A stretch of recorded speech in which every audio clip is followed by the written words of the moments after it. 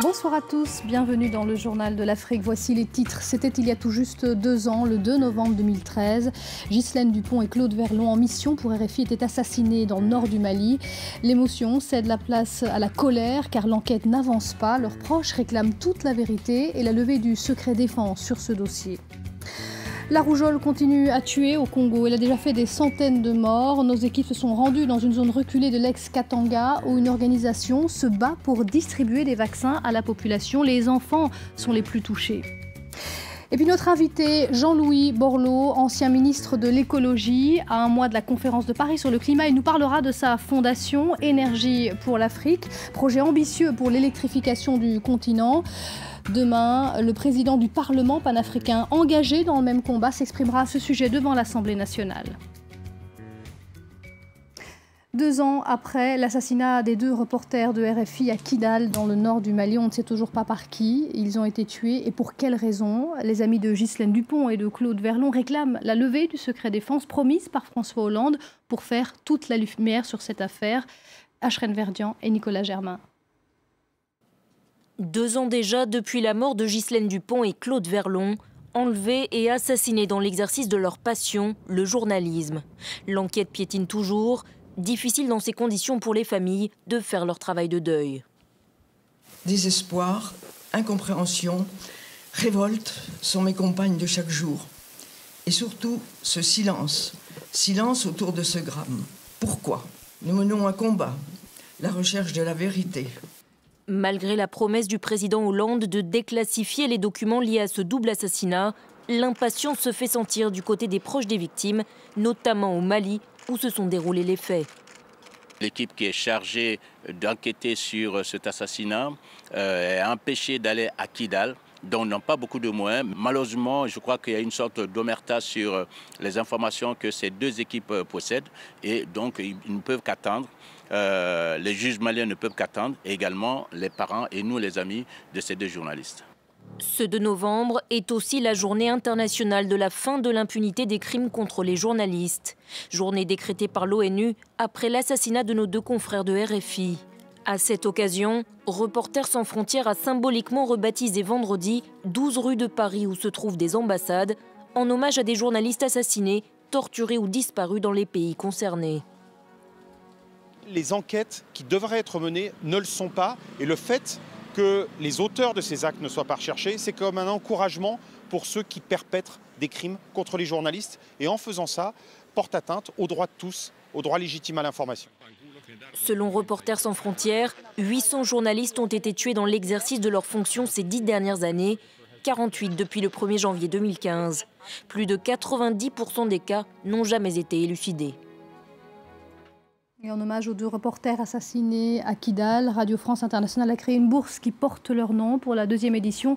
Cette année, c'est Madagascar qui a été choisi. Et voici les 2 lauréats, Ando Rakodolvange, jeune journaliste, et Jones Ralainarive, jeune technicien radio. En Tunisie, les djihadistes multiplient les attaques dans le centre du pays. Ils sont retranchés dans les montagnes de Kasserine, à quelques kilomètres de la frontière algérienne. Des groupes affiliés à Al-Qaïda, mais aussi à Daesh, l'organisation État islamique, assiégée par l'armée.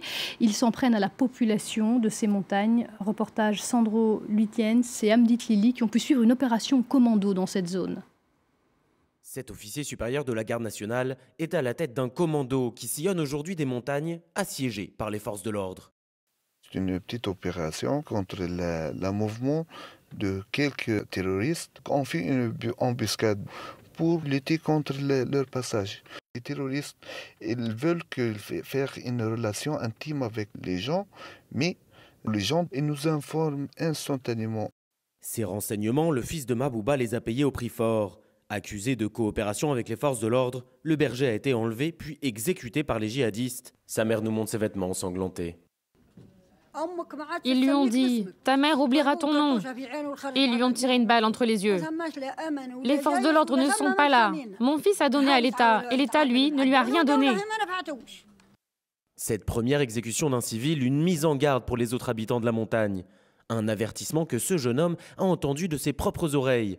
Sur la route du retour, en camionnette, il a été pris dans un guet-apens ici même par des djihadistes qui voulaient juste aller faire des courses en ville. 2 personnes sont parties avec ma voiture. Les autres m'ont fait marcher un peu. Je croyais que c'était des policiers. Et puis, ils m'ont amené dans la montagne pour décharger la voiture. Ils n'ont pas été agressifs, mais ils m'ont juste dit, si tu parles de tout ça, tu verras ce qui t'arrive. Maintenant, je veux juste partir avec ma femme. Ça fait maintenant 3 ans que les affrontements perdurent ici dans les montagnes de Gasserine entre les djihadistes et les forces de l'ordre, mais après des dizaines de morts du côté de l'armée et de la police, c'est désormais la population qui se retrouve prise en tenaille. Un reportage signé Sandro Lutienne, c'est Hamdit Lili en Tunisie. Au Burundi, le président Nkurunziza offre l'amnistie à ceux qui déposeraient les armes d'ici 5 jours, alors que des affrontements ont eu lieu à Bujumbura rural pour la première fois entre un groupe rebelle et l'armée qui affirme avoir tué 8 personnes. La nuit dernière, 3 grenades ont explosé au cœur de Bujumbura, dans la commune de Ntahangwa, dans un bar très fréquenté, notamment par des étrangers.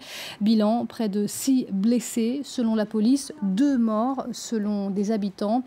Au Burundi, où une déclaration du président du Sénat ce week-end a provoqué une onde de choc. Il appelle les Burundais à travailler, je cite, Gukora, un terme utilisé pour les appels au meurtre lors du génocide au Rwanda. Une déclaration dénoncée par de nombreuses ONG. Le Rwanda voisin est souvent critiqué par des organisations comme Human Rights Watch pour sa répression contre les opposants, mais il est généralement salué par les Occidentaux pour sa politique économique et de développement. Pourtant, d'après des informations obtenues par France 24, le Rwanda aurait manipulé ces dernières statistiques sur la pauvreté. Nicolas Germain nous a rejoint sur ce plateau. Vous avez réalisé cette enquête pour France 24. De quoi s'agit-il exactement ? Alors au départ, vous avez un institut privé britannique qui s'appelle Oxford Policy Management. Et régulièrement, il récolte des données sur la pauvreté au Rwanda. Il transmet ces données au Rwanda qui publie ses rapports, sauf le rapport publié il y a quelques semaines. C'était le rapport qui concernait les années 2013-2014. D'après nos informations, d'après nos sources, Oxford Policy Management a trouvé que la pauvreté avait augmenté, ce qui a déplu au gouvernement. Il a donc changé les critères de méthodologie. Il le dit dans son rapport, nous avons dû mettre à jour les critères de méthodologie. Donc il change les critères concernant la ligne de pauvreté et concernant les ingrédients dans les paniers de consommation des Rwandais les plus pauvres. Et la conclusion des autorités, c'est que la pauvreté a baissé. Nous avons demandé un commentaire aux autorités rwandaises qui n'était pas disponible, mais c'est évidemment une question très sensible au Rwanda, celle de la pauvreté, puisque c'est l'un des principaux arguments de ceux qui sont en faveur de Paul Kagame pour qu'il fasse un nouveau mandat. Ils disent qu'il a été très efficace dans la lutte contre la pauvreté. Mais pour tous les détails de cette enquête, vous pouvez les retrouver sur notre site france24.com. Merci beaucoup pour ces précisions, Nicolas Germain. On va se rendre en RDC à présent. Le sud-est du pays est durement frappé par une épidémie de rougeole. Des dizaines de milliers de malades et déjà plusieurs centaines de morts. L'aide arrive au compte-gouttes aux populations qui vivent dans des endroits très reculés. Des opérations complexes pour les rares organisations qui travaillent sur place, comme l'ont constaté nos envoyés spéciaux Mehdi Medeb et Thomas Nicolon. Les premiers vaccins contre la rougeole vont partir d'un instant à l'autre. 80 000 doivent être chargés et livrés au plus vite, car l'épidémie de rougeole fait des ravages dans l'ex-Katanga. La durée de conservation est chronométrée, c'est-à-dire 48 heures maximum. Une course contre la montre est engagée. Il faudra 36 heures de route, cahoteuse, détrempée, pour livrer à temps les vaccins dans une zone très enclavée et dépourvue d'électricité.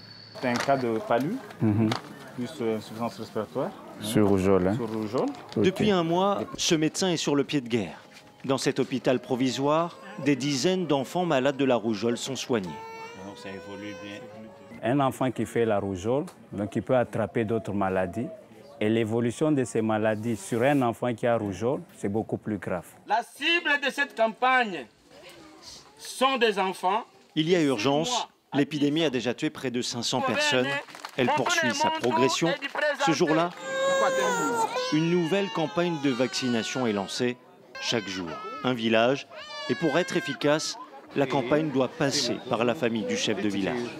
Je ne peux pas faire vacciner les enfants d'autrui et que mes enfants restent à la maison. Là, ça ne va pas. C'est un modèle. Moi, je commence par moi-même et mes enfants. Alors, tout le monde va suivre l'exemple. Ici, c'est notre salle des soins. À l'image de ce centre congolais de santé, les infrastructures de soins peinent à faire face. Ça, c'est le bureau de la consultation. Les infirmiers locaux se retrouvent seuls et sans moyens. Les centres de santé n'ont pas de produits, de matériel. C'était tellement difficile. Dernièrement, quand moi je suis arrivé ici, ce n'était pas comme ça. C'était en papyrus, une paillote là.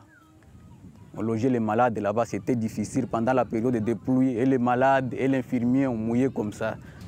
Face à l'urgence, les autorités centrales assurent faire de la lutte contre l'épidémie une priorité. 2500 congélateurs solaires ont été promis, mais les moyens manquent toujours à l'appel et l'épidémie de rougeole continue sa folle avancée. C'est un événement extrêmement rare. Le président du Parlement panafricain va s'exprimer demain devant l'Assemblée nationale française à l'approche de la conférence de Paris sur le climat, la COP21. Le Camerounais Roger Nkodo Dang évoquera les enjeux, bien sûr, liés au changement climatique, mais aussi à l'électrification du continent. Un dossier porté par notre invité Jean-Louis Borloo. Bonsoir. Oui, bonsoir. Vous êtes ancien ministre de l'écologie et président de la Fondation Énergie pour l'Afrique. Alors, vous nous le disiez juste avant cette interview, ce discours du président de l'Assemblée panafricaine va être très important, selon vous. Qu'est-ce que vous attendez de Paris sur ce dossier de l'électrification? D'abord, c'est important que le président ait tout le bureau du Parlement panafricain qui, je le rappelle, représente les peuples d'Afrique. Peuples d'Afrique qui ont un besoin absolument crucial d'accès à l'électricité. Parce que c'est ce qui gouverne l'accès à l'eau, l'accès à la lumière, l'accès à la santé, on l'a vu là, dans ce reportage, pas d'électricité, l'accès à l'éducation, l'accès à l'emploi, l'accès au développement. Et donc on a une situation paradoxale, l'Afrique est le continent qui a le plus gros potentiel énergétique, est un continent où les 2/3, voire les 3/4 en Afrique subsaharienne, des gens n'ont pas d'accès à ça. Donc c'est une bataille. Les chefs d'État et de gouvernement ont accepté la proposition que je leur ai faite d'organiser une agence panafricaine où on concentre l'ensemble des moyens. Le Parlement panafricain vient dire aux Européens et aux Occidentaux à Paris, parce que Paris va accueillir la conférence climat, donc il y a une légitimité de s'adresser aux peuples européens de Paris pour leur dire, écoutez, c'est bien la COP 21, c'est bien les discussions à 15 ans, 20 ans sur les trajectoires, mais l'impact climatique et les enjeux de difficulté, de pauvreté, de croissance, c'est maintenant chez nous. Donc on vous propose un plan structuré, organisé, méthodique, financé. Avec un financement clair, avec un financement combien exactement clair de 5 milliards de dollars par an pendant 10 ans de subventions. 5 milliards, ça permet de fédérer l'ensemble des crédits de la Banque mondiale, de tous les organismes. Et en 10 ans, on doit être capable d'équiper correctement le continent. Jean-Louis Borloo, juste un mot, parce qu'on a entendu le président américain faire le même genre de déclaration avant vous, avec le Power Africa, un plan de 7 milliards pour l'accès à l'électricité du continent. Est-ce que finalement la France n'est pas en train d'essayer de faire la course derrière les Américains? Non, il faut que non, mais attendez, tout ceci doit se cumuler. Moi, ce que je dis, c'est qu'il faut qu'il y ait une agence africaine, dirigée par les Africains, et que nous, on mette, Américains, Français, enfin Européens, à disposition les financements nécessaires. Ce n'est pas une initiative française. Moi, je ne suis que celui qui a fédéré les chefs d'État et le Parlement africain. C'est une affaire africaine. Moi, je plaide en Europe, aux États-Unis, pour que cette agence africaine soit dotée des moyens pour réussir ce plan. Et on suivra avec vous demain ce discours du président du Parlement panafricain, demain devant l'Assemblée nationale. Merci Jean-Louis Borloo d'être venu dans le Journal de l'Afrique. Merci à vous de nous avoir suivis. Restez avec nous, l'information continue tout de suite sur France 24.